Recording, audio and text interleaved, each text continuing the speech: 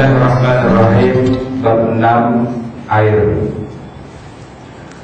Dalam pandangan syariah, air adalah benda yang istimewa dan punya kedudukan khusus, yaitu menjadi media utama untuk melakukan ibadah ritual bertoharoh. Air merupakan media yang berfungsi untuk menghilangkan najis, sekaligus juga air itu berfungsi sebagai media yang syar'i untuk mengangkat atau menghilangkan hadas. Meski benda lain juga bisa dijadikan media bertaharah. Benda lain itu misalnya tanah atau kain, lap, pedang itu kalau dilap pakai kain kan bisa dihilangkan najisnya. Atau dengan cara dijemur, dengan cara dikeset-kesetkan di tanah dan sebagainya. Namun air adalah media yang utama. Sebagai contoh adalah tanah. Tanah memang dapat berfungsi untuk menghilangkan najis, tapi yang utama tetap air. Najis berat seperti daging babi disucikan dengan cara mencucinya dengan air 7 kali. Tanah hanya salah satunya saja. Tanah memang bisa digunakan untuk bertayamum, namun selama masih ada air, tayamum masih belum dikerjakan. Maka ketika kita berbicara tentang taharah, bab tentang air menjadi bab yang tidak bisa disepelekan. 4 keadaan air dalam taharah. Namun demikian, tidak semua air bisa digunakan untuk bersuci. Ada beberapa keadaan air yang tidak memungkinkan untuk digunakan bersuci. Para ulama telah membagi air ini menjadi beberapa keadaan terkait dengan hukumnya untuk digunakan bersuci. Kebanyakan yang kita dapat dalam kitab fikih, mereka membaginya menjadi 4 macam air, yaitu air mutlak, air musta'mal, air yang tercampur dengan benda yang suci, dan air yang tercampur dengan benda najis. Jadi ada 4 jenis air. Ini menurut masalah bab taharah.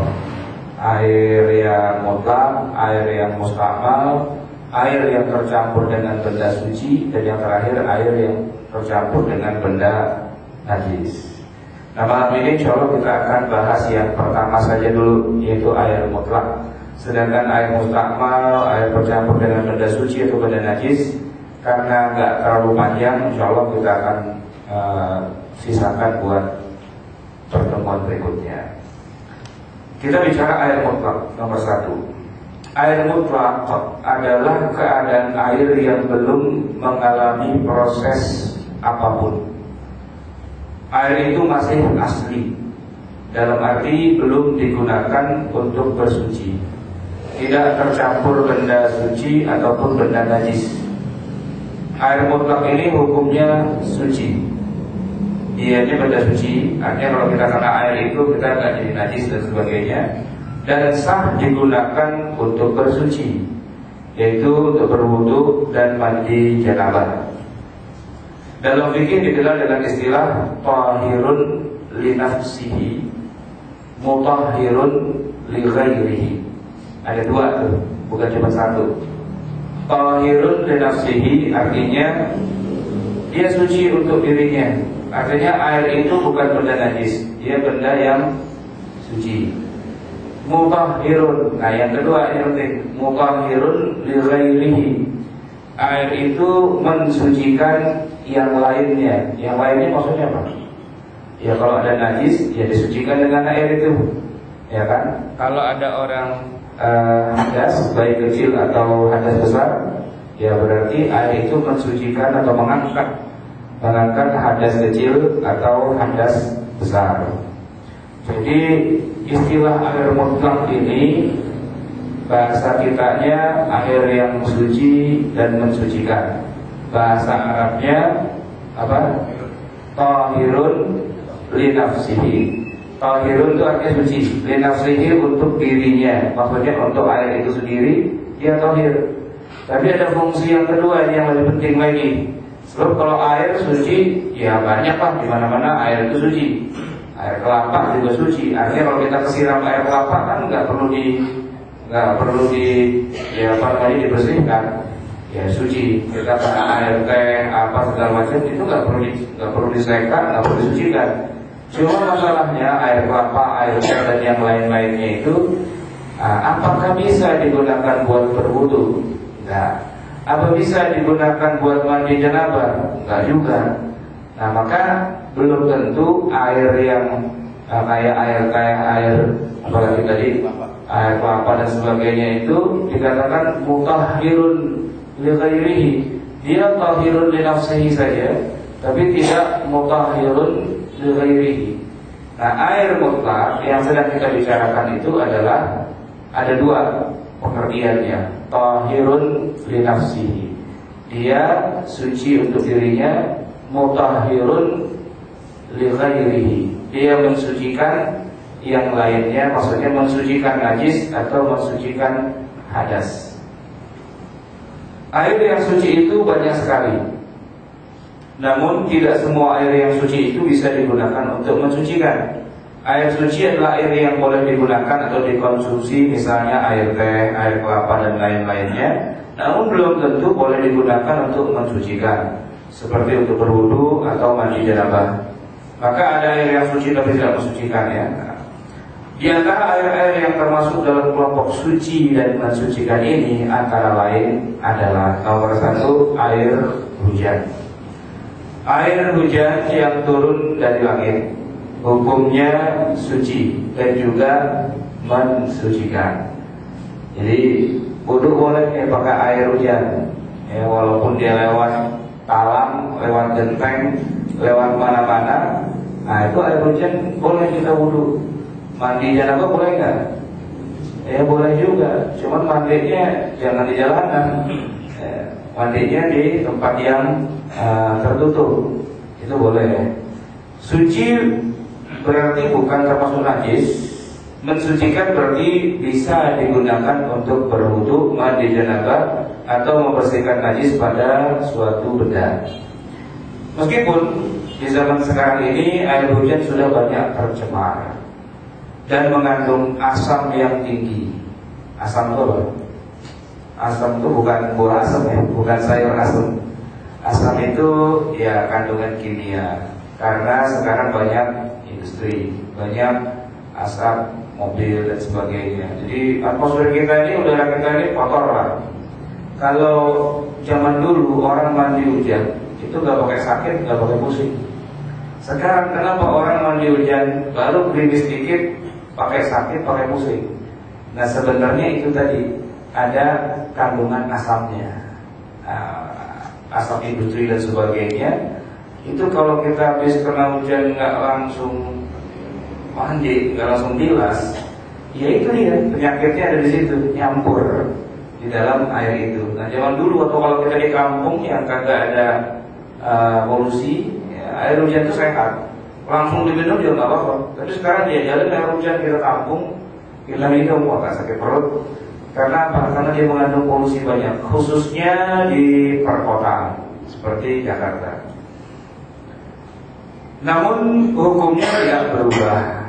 Ya itu kan bicara dari segi kesehatan, tapi bicara dari hukum tidak berubah. Sebab kerusakan pada air hujan ini diakibatkan oleh polusi dan pencemaran rumah tangga manusia, dan zat-zat pencemar itu bukan termasuk najis. Ya boleh kita bilang jangan diminum karena nggak sehat. Tapi kalau buat wudu tetap masih boleh, buat mandi janabah boleh. Gitu. Ketika air dari bukit menguap naik ke langit, maka sebenarnya uap atau titik-titik air itu bersih dan suci, meskipun sumbernya dari air yang tercemar, yang kotor dan najis. Tapi kalau air itu menguap, sebenarnya yang menguap cuma airnya saja. Ya, kotorannya, air comberan itu nggak ikut naik, gitu. Ya, yang naik cuma uapnya saja. Dan titik-titik air itu pada ketinggian tertentu nanti dia berubah jadi kalau dia banyak berubah jadi awan, kan, kelihatan awan.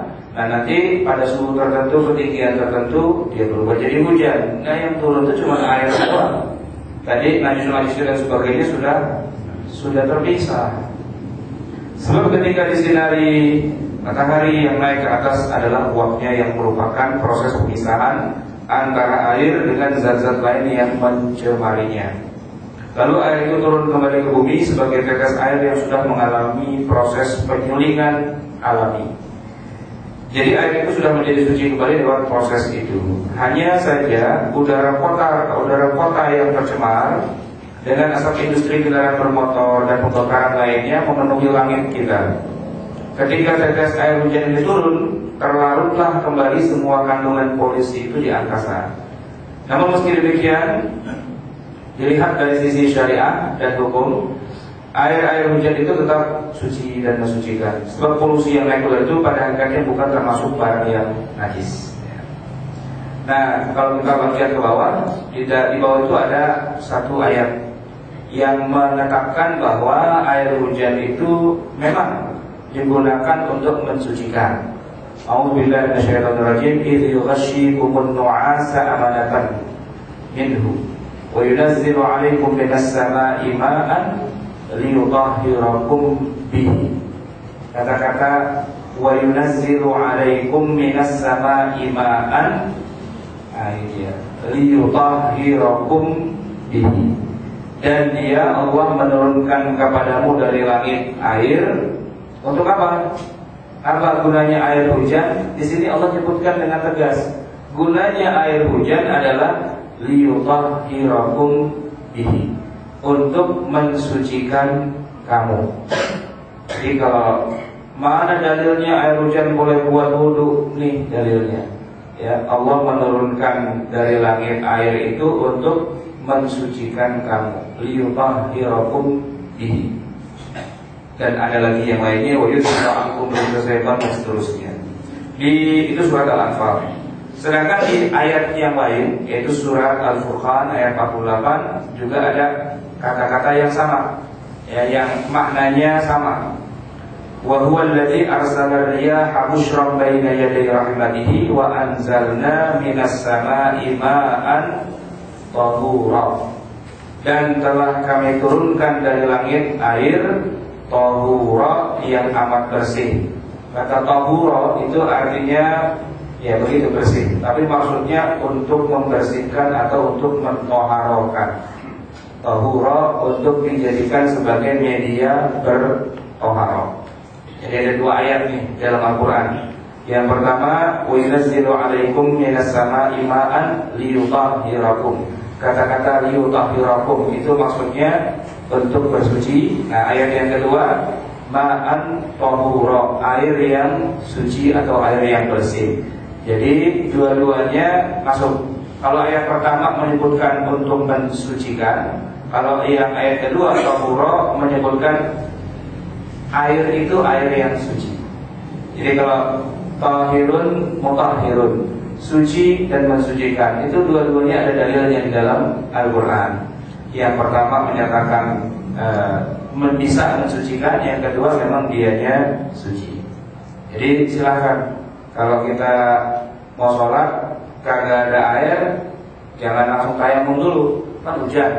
Ya udah, itu air hujan lah yang kita gunakan untuk berwudu. Ada pertanyaan? Lanjut ya, lanjut. Yang kedua, air mutlak tahirun mutahhirun atau tahirun li nafsihi mutahhirun li ghairihi adalah salju. Salju sebenarnya hampir sama dengan hujan, yaitu sama-sama air yang turun dari langit. Hanya saja kondisi suhu udara yang membuatnya menjadi butir-butir salju yang intinya adalah air juga, namun membeku dan jatuh sebagai salju. Jadi dia jatuh dari langit juga, sama sumbernya dari air yang ada di bumi kena sinar matahari menguap. Cuman ketika turun, kalau hujan itu kan suhunya nggak terlalu dingin, artinya air yang turun itu nggak sampai membeku. Tapi kalau salju, nah waktu turun saking dinginnya itu langit, begitu dia turun jatuhlah menjadi kristal-kristal es, atau bisa juga menjadi es itu sendiri. Ya, salju ini ada dua konotasinya. Pertama kristal, jadi waktu jatuh dia